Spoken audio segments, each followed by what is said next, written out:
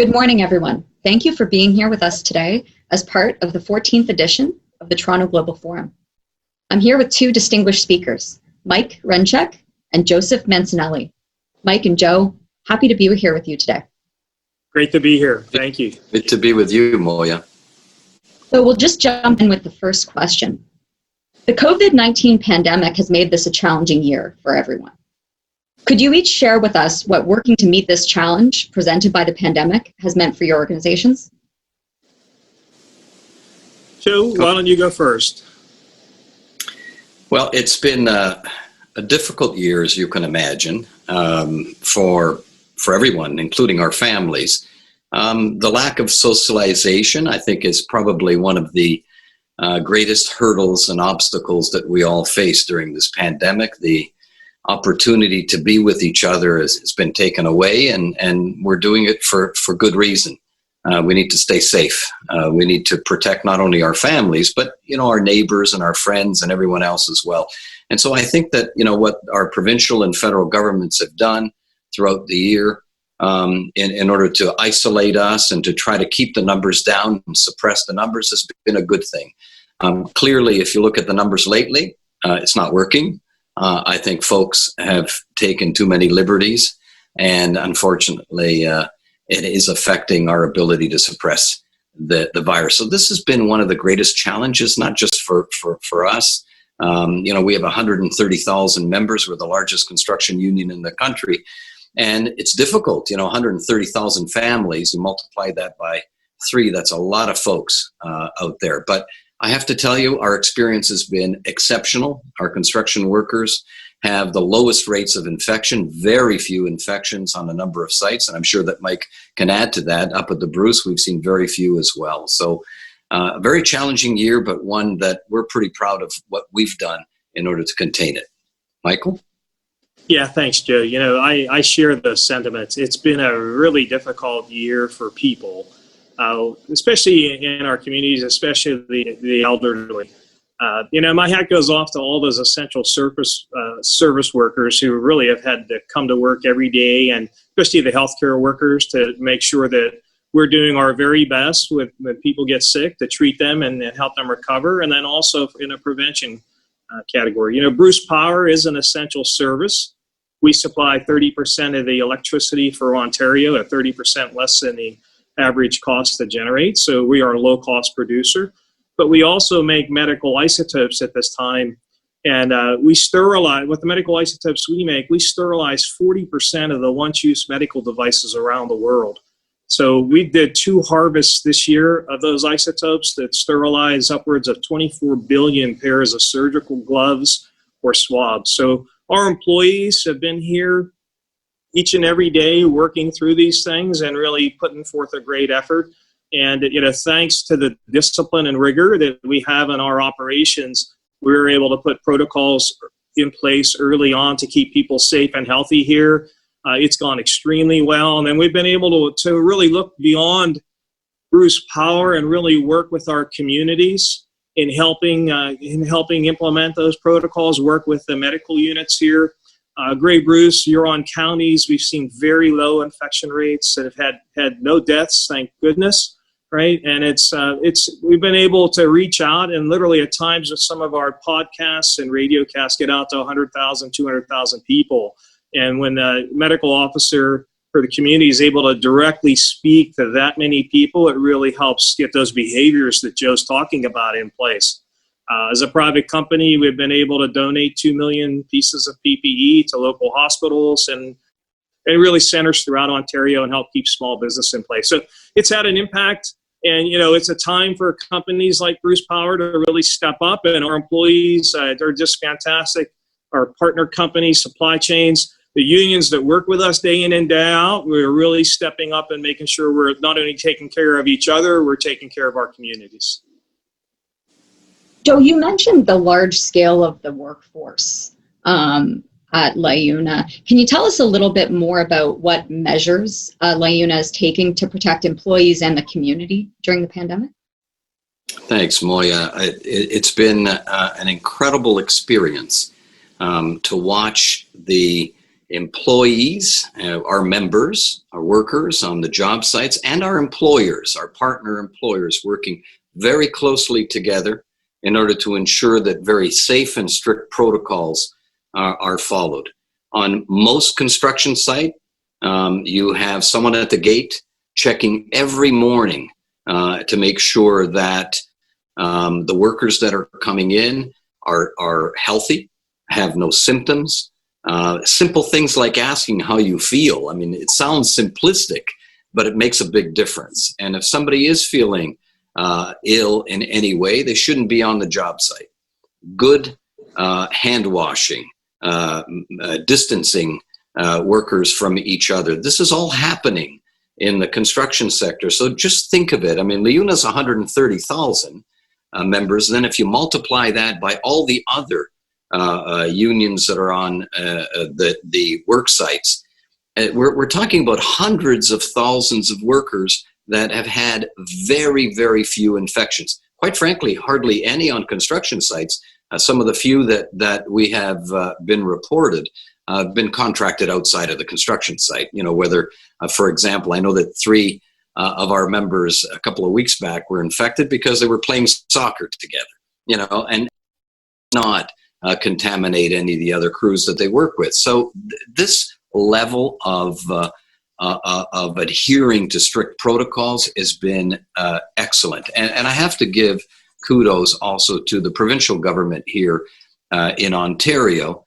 Minister McNaughton, our labor minister, who was very strict from the onset to make sure that companies and workers would have to adhere to these very strict protocols.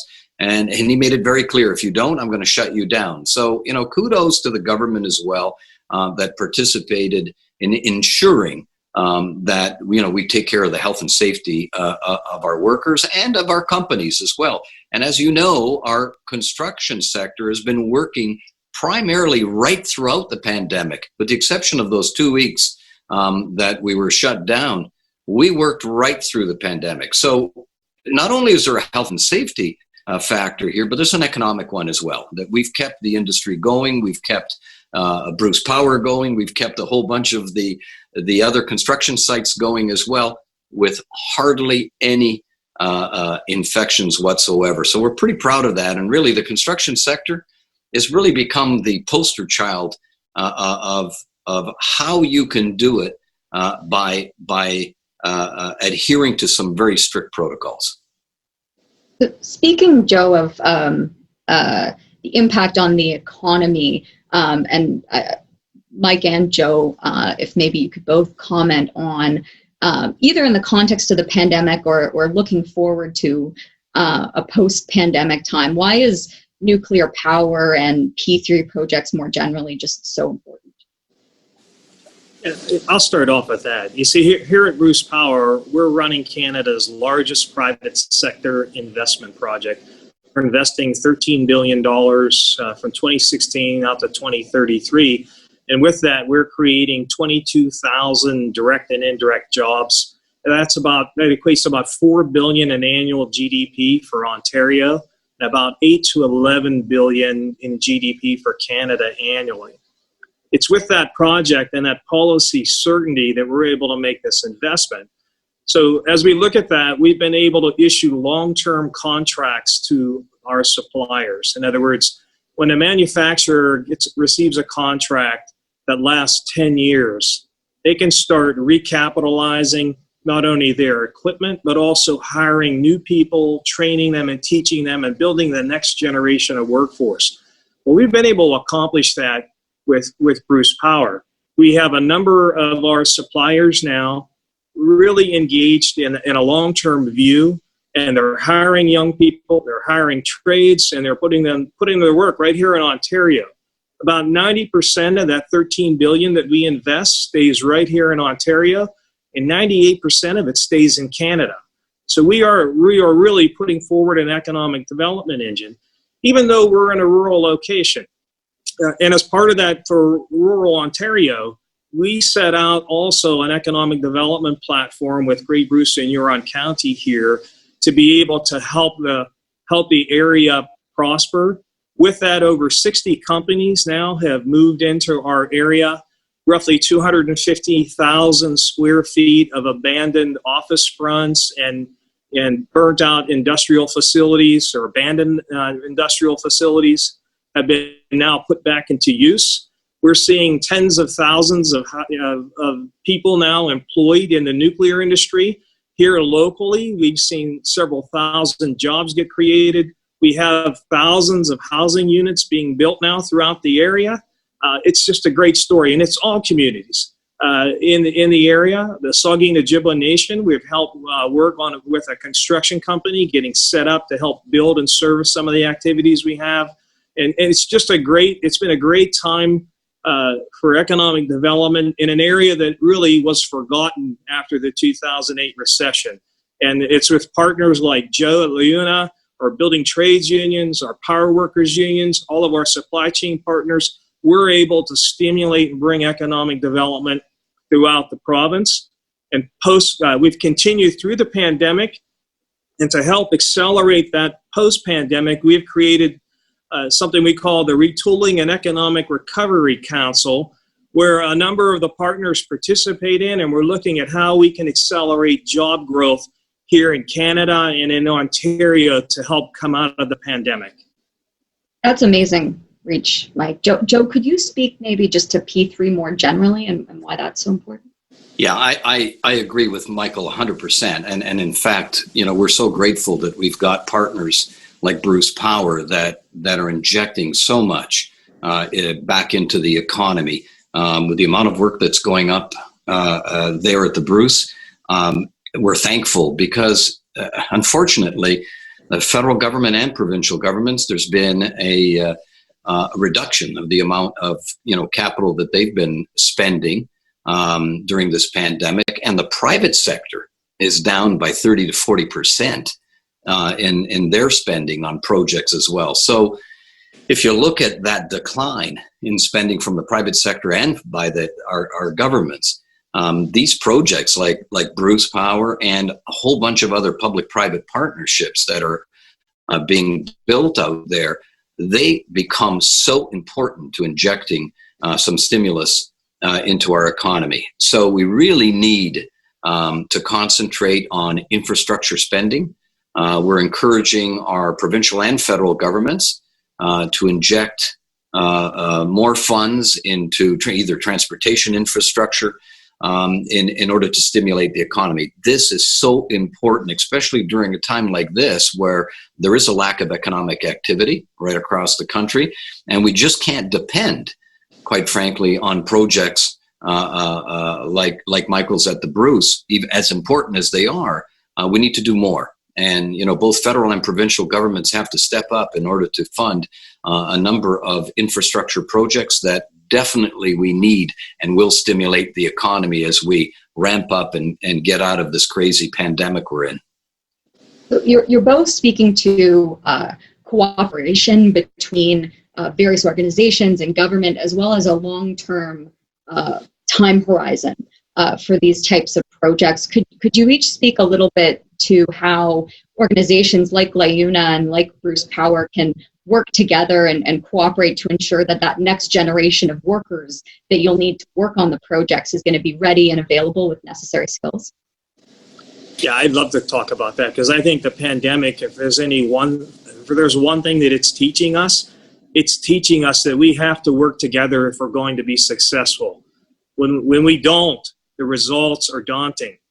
And we've had this from day one. Our partners in the unions, our supply chain partners, it's been a fantastic cooperation and collaboration that really we need to be able to do something of this scale and of this gravity, not only here locally in Grey Bruce and Huron counties, but throughout Ontario. And it's that cooperation that allows us to look long term. We're talking about things that are going to last 10 to 15 years in a construction cycle. And then with our operation and other things we're creating, like new medical isotopes, this is going to go on for 3, 4, 5 decades into the future. So that collaboration starts with that understanding, and then it really serves as an entry point for people to join the industry. Why is that? Because it's a long-term view. They can actually see that there's going to be a career here beyond 6 months, beyond 12 months. And not only that, they're going to be able to have a career, not just a job. These positions in our building trades union, as an example, they're well paying. There's health benefits. You can actually retire with a pension. These jobs for the young kids, we need to be able to help steer more of the young into this type of, and they can do it right here in Canada. We don't have to import it. We can focus on our organizations, create our businesses here, and then we can become an export platform for other countries to learn from. And I just get excited about what we're doing in the partnerships. And I think that, like I said, the pandemic is really teaching us that we can really look to ourselves. We can do this. We can be successful at what we do. And when we work together, that outcome is assured. Absolutely, Michael. In fact, to an international group of folks here, and quite frankly, I hate to boast about Canada, but I'm going to. I mean, I think the world can learn a lot from what's happening here in Canada. In fact, you know, if you look at the collaboration between our provincial governments and our federal government, it's outstanding. I mean, we have in Ontario, for example, a conservative government under the Ford government that has done a great job of ensuring that we keep our country safe during this pandemic. And they are both working very closely together, you know, liberals and conservatives. And this is a great example of collaboration. And on the issue of looking into the future and how we can protect our industry by bringing in new people in, it is by far one of the most important issues in every single city across the country, not only in Ontario, but right across Canada, to ensure that we train the future workers of our nation. And it's a tough challenge. It's a big challenge because, you know, parents are the biggest obstacle, as we know. All of our parents want them to be lawyers like Moya and accountants and dentists and doctors and professionals. And unfortunately, our school system in Canada doesn't promote the trades as much as it should. We're starting to see that change, which is wonderful. But we need to have the education system and our parents embrace the fact that not all kids are going to be professionals. And in fact, I always use the example of lawyers, that there are probably a ton of lawyers out there that are not making as much money as our members are that are working in construction. And so we need to factor that, you know, parents want to hear that their children are going to be secure financially. But it's a good job. I mean, this is not the construction industry of the 1940s or you know, through the Depression. This is a construction industry that, you know, less and less workers get hurt. They work safely. They go home at night safely. Benefits. They've got great pensions. You know, this is an industry that young people should be looking at. And, you know, we're putting a ton of them through our training centers. We're concentrating also on making sure that we have an outreach to women. And, you know, I hear this, I used to hear it, I don't hear it as much anymore, that, oh, I don't know if the construction industry, women dominate frontline workers in the healthcare sector. And if anybody tries to tell me that that's not heavy work, listen, I think we can definitely take a number of women in the construction industry. If they can do nursing and they can do PSW work, they can do construction work. So we have that outreach going as well. Plus, we're reaching of our Canadian community that are Indigenous Canadians, and they have not had, quite frankly, the opportunity for great jobs in our country. Construction gives a great opportunity to the Indigenous community as well. Let's get these young people into our training centers and give them an opportunity to bring their communities up to a completely different level. Joe, and I would like to add, our last few classes for maintenance and control technicians have been 50% female, and 30% of the classes have been mechanics as females, right? So times are definitely changing, and it is a great opportunity for today's youth. Absolutely. That's fantastic. I think that's a perfect note to end on. You've spoken about cooperation, collaboration, and opportunities, and the embracement of diversity. Mike, Joe, thank you so much. It was really a privilege for me to take part in this discussion. What an engaging conversation. And I wish everybody a great conference. Well, thank you, Moya. Good to be with you and with Michael. Thank you. Good to see you again, Joe. Thanks, Moya.